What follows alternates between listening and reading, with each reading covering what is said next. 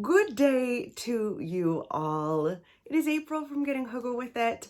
I'm here to do my October wrap up. I am going to chat about them from least favorite to most favorite. You're going to want to stick to the end because I have a new favorite mystery of all time. Very, very exciting. Let's get the sad stuff done and over with right at the beginning. Also, two other things to chat about. I'm trying, as I've mentioned before, to grow out my bangs. Trying to do the curtain bang thing. It looks weird so far. So right now, this is the only way that I can really wear it without looking strange. Maybe you think I still look strange. Whatever. It's fine. It's hair. It will grow out. Also, I got a little bit of a cough. I'm feeling a little under the weather. Actually, a lot under the weather. I am just popping the lozenges constantly. Let's dive into the books. We're starting with the books that I sadly DNF'd, and the first one is Harlem Shuffle by Colson Whitehead. If you guys have been watching my channel for a while, you will know how much I adore Colson Whitehead. I think he is probably one of the most important writers writing in our time. I love him. I love him. I love him.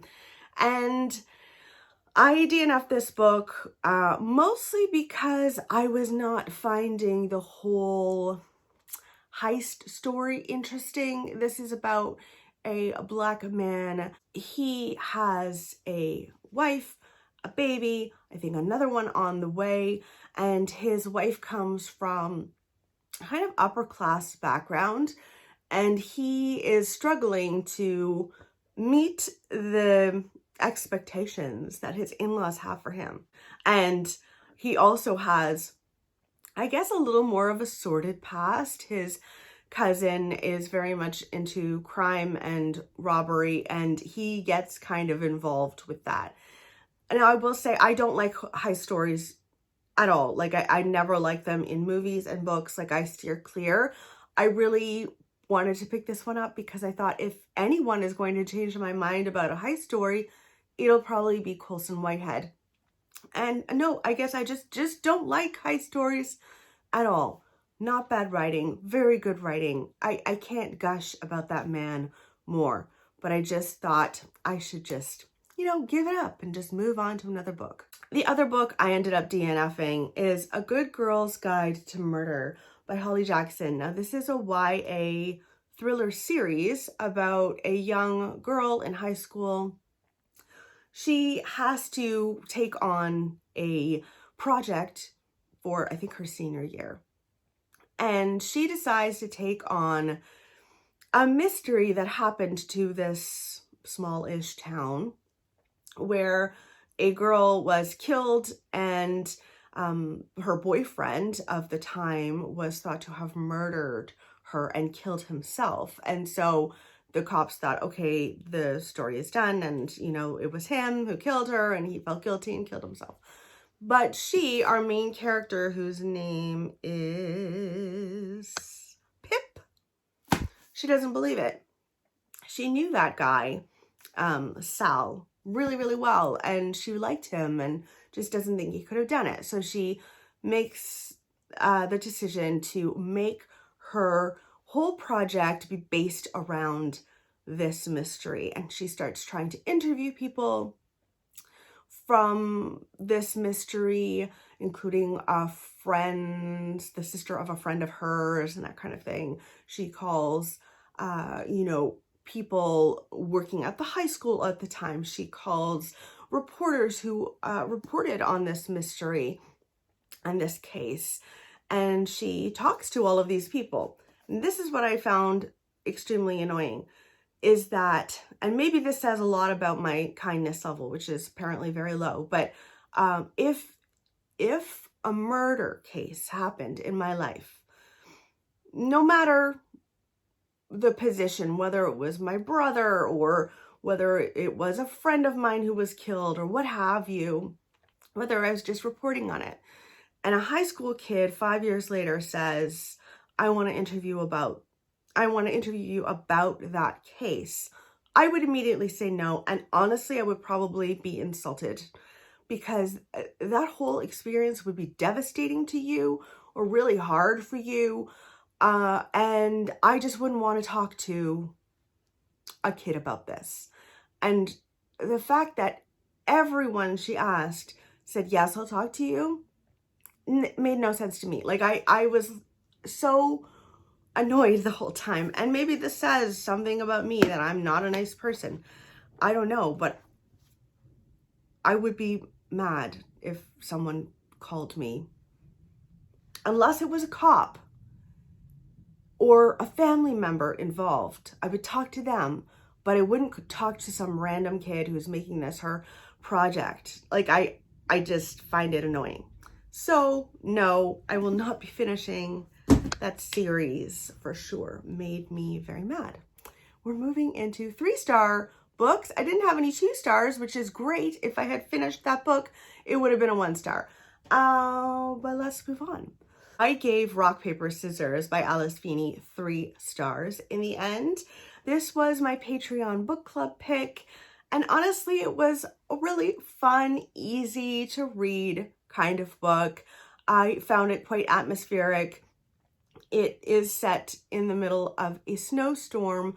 It's about a couple who are struggling in a relationship and they decide to go away for the weekend. They win this gift of a place to go, like an Airbnb kind of vibe. And they go away and of course a blizzard sets in. So I thought this was kind of the perfect time to read it. In Canada, it can absolutely snow at this time of year. So I really did enjoy that aspect of it. Now, Rock, Paper, Scissors also taps into the fact that this man and this couple, Adam, has face blindness, not flace blindness, face blindness. And he can't recognize his wife or anyone. Like if he met you, even if he knew you, he wouldn't know you by how you look. He would know you by your gestures and your voice and that kind of thing. I wish that it didn't have that aspect in this book. The atmosphere was good enough for me. The tension in this marriage was good enough for me. And I felt like Alice Feeney leaned too heavily on face blindness and it didn't work. She was leaning too heavily on that for the plot and the plot development, and it really didn't work for me. In fact, I thought it backfired. I liked the twists and turns. You go back and forwards in time. You read from Adam's perspective, you read from Amelia's perspective, and then you read these letters that his wife wrote to him on every anniversary of their marriage. And you can see, you know, the escalation of things going wrong in their marriage. And I always like that aspect of her writing. But this one is probably my least favorite of Alice Feeney's work. What are you gonna do? Still fun, still atmospheric. Moving on, we have Friends Like These by Kimberly McCrate. This is about a group of friends who've been friends since university. Now, something happened in their past during university that they've all kept secret. They're getting together again to confront one of these friends who is struggling, and they're trying to help him out. They're good friends. And when they get together, things go wrong, like people die. Okay. So we follow these friends. We also follow a detective sorting out a car accident that occurs and what happened during this time period. I found the friend vibes a little frustrating at times. I wasn't invested in any of the friends, I will say. Like, none of them are really good people. So that can work sometimes and that cannot work sometimes in terms of bringing you in. I usually like to have somebody to root for, just somebody, but I had really nobody to root for in this book. What I did find was I was more interested in the detective storyline. She had tragedy happen from her past. Her sister was brutally killed, and there wasn't really a lot known about what happened there. And she's become a cop. And I was much more interested in her sister's history and her history than all of these friends. but you're jumping backwards and forwards in time and jumping backwards and forwards in characters. And I just wasn't interested in quite a few characters. The twist at the end was a lot of fun. I liked the twist very much. But yeah, 3 stars for Friends Like These by Kimberly McCreight. I really mostly just read thrillers. I will say that. Just looking at all of these, they're mostly thrillers. We're moving into the 4-star reads. Now, I listened to What to Do When Someone Dies by Nikki French. I listened to this on audio and really enjoyed this. Nikki French has done it again. I think they are slowly republishing their older work, and this is one of those. This is about a woman who is very happily married, and her husband sadly dies in a car accident, but he's not alone. He has a woman in the passenger seat, and our main character, Ellie, doesn't know this woman at all, has never heard of her. And so she and everyone else believes that maybe he was, cheating on her, and she just didn't know. And she doesn't want to believe it, but she also needs to know, because if she doesn't find out what happened and whether he did have an affair or not, she's not going to be able to put to rest not only her husband, but their entire marriage, because she would never have suspected that her husband was having an affair. And so she starts diving into what actually happened in the history, the few months leading up to his death. And she kind of goes undercover and does her own detective work, which I thought was so much fun. I sped through this. I loved all the twists and turns. There were so many moments where you're just like, no, don't, like, stop. What are you doing? You're making all the wrong choices, and you're rooting for her, but you also want to shake her sometimes. I really liked it. This next book was on my November TBR, but I ended up finishing it in October. This is Comfort Me with Apples by Catherine M. Valente. This is a beautiful, tiny novella. It's just shy of 100 pages, and I thoroughly enjoyed this. This is about a woman who really has the perfect life.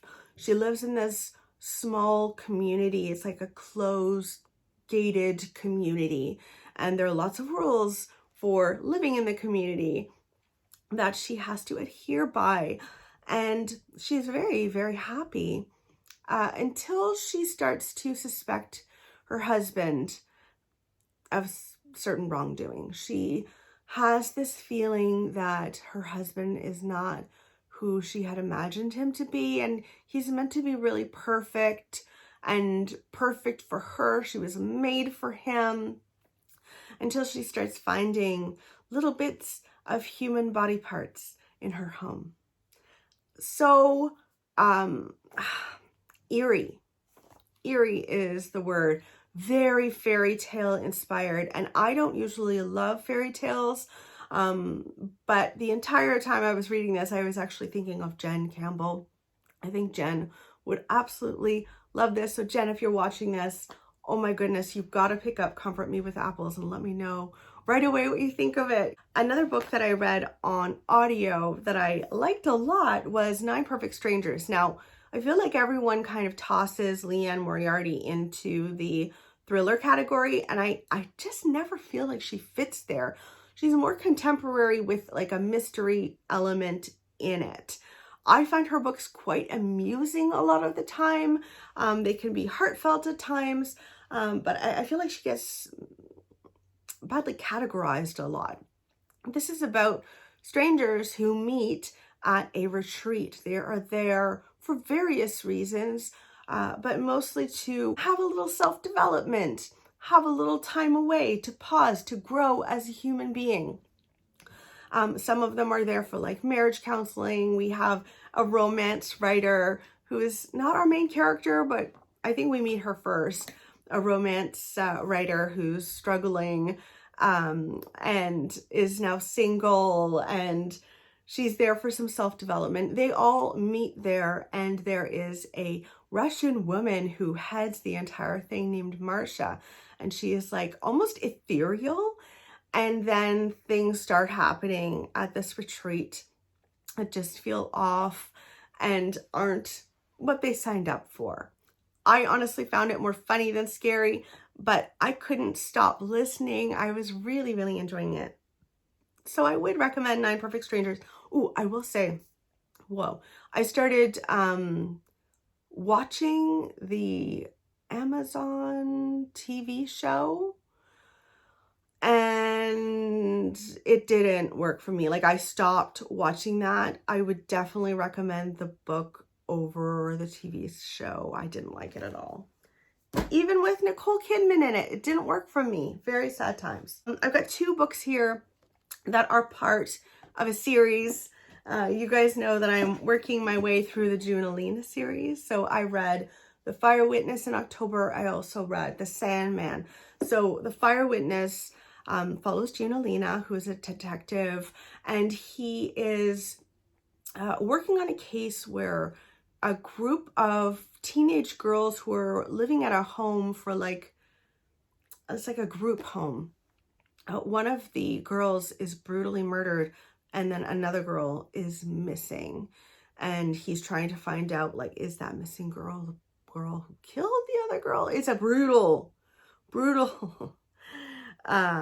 crime scene. I will just say that. I was totally hooked on this one. Really enjoyed it. And this book, The Sandman, introduces us to a serial killer who I think we are going to start following from this point on in the series. We meet a young man who has recently been released or ran away from his kidnapper. He and his sister were kidnapped when they were younger, and they were held captive for many years. And they never got to know who the captor was. They could never see him. And so he gets away, barely gets away. And Junalina knows of this boy. He was on this case, and they sadly had to close it, not knowing what happened to these kids. And now this kid has grown up and has been found. And he is trying to find out what happened there, because this serial killer, he believes, did not work alone. And this release of this boy suggests that he wasn't working alone all those years ago when Junalina was working on a case that really affected his life and changed his life forever. I think killed his partner in the end. And I really enjoyed this. I thought this was a lot of fun. I think I preferred The Fire Witness, if I'm being honest, but I still really liked it quite a bit. Another 4-star book was Say Her Name by Juno Dawson. This is a YA horror book about a group of kids who live at like a boarding school. And they dare one another to say Bloody Mary's name, I think it's 5 times in the mirror.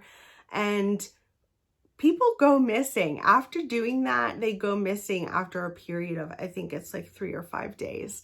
I thought this was so much fun. Very easy to read. It's a short little book. And I just kept flipping the pages. It was honestly quite a fun little book. Like, I wasn't really scared reading it. But you guys know me, I need to read some really dark things to get actually scared. But I loved every second of reading this. I really enjoyed the setting.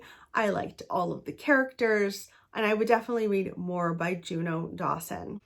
You guys, I forgot to tell you about a book coming in at you from the editing April. You might hear construction outside because we're doing landscape work on the outside of our house. I forgot to mention that I read Mrs. March in October, which I also really enjoyed. This is very much a literary fiction book about Mrs. March, who goes to the supermarket one day and discovers that a woman working at the supermarket has read her husband's latest book of fiction, who she herself hasn't read. And it is apparently based on this woman's idea, based around her, and this fictional character is meant to be very unlikable. And so she goes home and she starts really stressing out and really questioning her husband. She questions her relationship with him. She questions whether or not he is a good man. She questions how very bad he might be. And getting into the head of Mrs. March, who goes, by the way, as Mrs. March the entire time, and you never really get to know her first name or anything like that when she's referring to her childhood. She refers to herself as Mrs. March. It was stunningly written. So very well written. Like, I cannot wait to read more by this author. I believe this is her first work, if I'm not mistaken, and I'll read anything by her. It definitely stays with you, this character. I don't have any idea how I forgot to include Mrs. March in my wrap-up, but I absolutely read that and definitely enjoyed it, and I'd highly recommend if you're into literary fiction in particular. It gets creepy, definitely at times, but also really weird. Like, really, really weird. Mrs. March sees things that no one else can see, and they're creepy things, and she tries to kind of hide them away. And oh my goodness, that woman. Now we need to talk about the 5-star book that I read. That is officially my favorite mystery book of all time. Not thriller, mystery. This is The Witch Elm by Tana French. Now, I heard about this book from Grace over at GK Reads. She did a video all about her favorite thrillers, and this is her top favorite thriller. And oh my goodness, I can see why. I listened to this on audio, and I highly recommend doing that because it was narrated by this Irish guy who just, he just pulled me in. This story follows a man who is brutally attacked in his own home. He is alive in the end, but like barely. He's had brain damage. He's just really been hard done by these burglars. So he emerges from the hospital and he ends up going to take care of his uncle who is dying from cancer. So he leaves his little apartment where the attack occurred and moves in with his uncle to take care of his uncle. And while he's there, a skull is found by the Witch Elm tree. And more mysteries come about that skull, of course. I loved that this was a very slow burn, so very character focused. I honestly could have read the whole thing without any mysteries happening. I was so invested in our main character. I was so invested in the uncle. Oh my goodness, the whole time you're rooting for the uncle. Anyway, all that to say, I am now completely on a Tana French kick. I am listening to, I think it's The Searcher on audio as well. These are both standalones. She also wrote the Dublin Murder Squad series, which I will be getting into probably in 2022 because now I can't help myself. I love her writing so much. Let me know if you've read her and what you thought. And also let me know if you had any really, really standout books that you read in October. I'm surprised I didn't end up reading more horror, but there you have it. I'd love to know what you thought, and I will chat with you very soon. Bye, guys.